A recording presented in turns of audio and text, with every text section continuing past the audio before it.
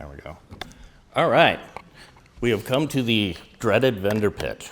So, you all know me. I've been up here a couple of times here talking. I'm with Puppet. So, one of our taglines here is that open source is in our DNA. But I want to talk real quick about what that means.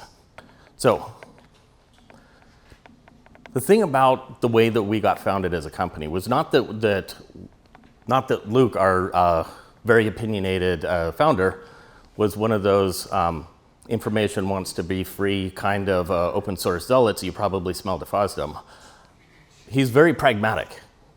And he looked at open source as being like the most viable solution towards building the company that we wanted to build. So our profile has evolved a whole bunch. We've looked at different types of open source. We've been different types of open source. We started, it was like open source all the way. Then we moved into an enterprise product, kind of built on top of open core. And now we're evolving more towards like an open ecosystem where most of our engagement is through our content, like our modules, our testing tools and whatnot. The product itself is fairly mature, and the open source engagement that we get comes from the content because it's so much more approachable. But in all that time, nobody has ever actually asked whether we should abandon open source and change. Well, I will say actually there was one time, and that was last year with all the weird stuff that was happening, the BSL fiasco. A sales engineer kind of hopped into our planning Slack room, and he says, "Hey, this thing is really neat. Can we do something like that?" You could have, we very quickly found other things to talk about, but that's the only time anybody's ever questioned whether or not we should be open source. And I think that's really cool. But not everything has always been ponies and rainbows like this whole time. Like many of you that I've engaged with in the open source community know that even though we held the line about keeping everything open source, we kind of sometimes forgot about the most critical part of open source, and that's engagement with the community. The people who are actually building this ecosystem and making it work. Because there's this virtuous cycle in open source that as you attract developers to build stuff for your platform, for your ecosystem, that makes the platform itself more attractive, attracts more people to build a bigger and more solid foundation. And we kind of forgot some of that, and we ended up sort of breaking it a little bit because as we learned earlier today, that happiness and low friction and the ability to get something done is like one of the things. You'd think that I was a junior at this. Is one of the things that makes people feel attached to a community that they're in.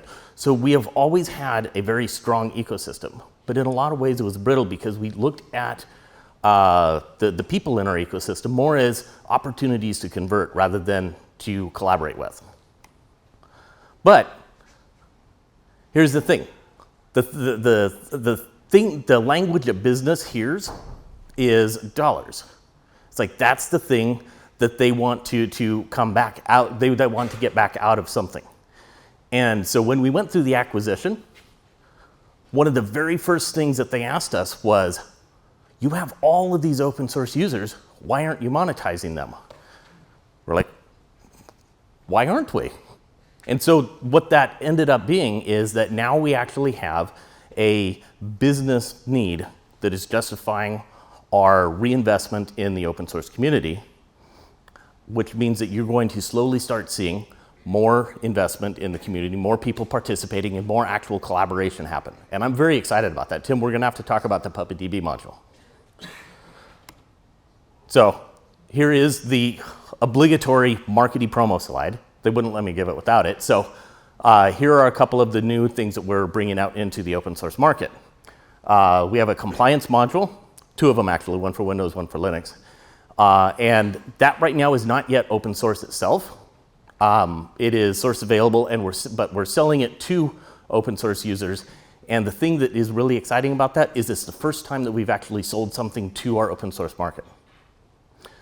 The other thing that we're doing is something that we call admin as a service. Is basically like You need somebody to run your infrastructure, but you don't necessarily have to be the expert to do that. We can come in and we can help do that, and we're offering it both with Puppet Enterprise and with Puppet Open Source. But what I really hope you take away from this, very quick, very superficial, high level, is that remember that open source isn't just a fun ideal. Like, you can't just be open source, you have to participate in the community. You have to participate in your ecosystem. And that ecosystem itself isn't just a nice to have, especially when your product depends on that, the content, the ecosystem itself. So you need that virtuous cycle.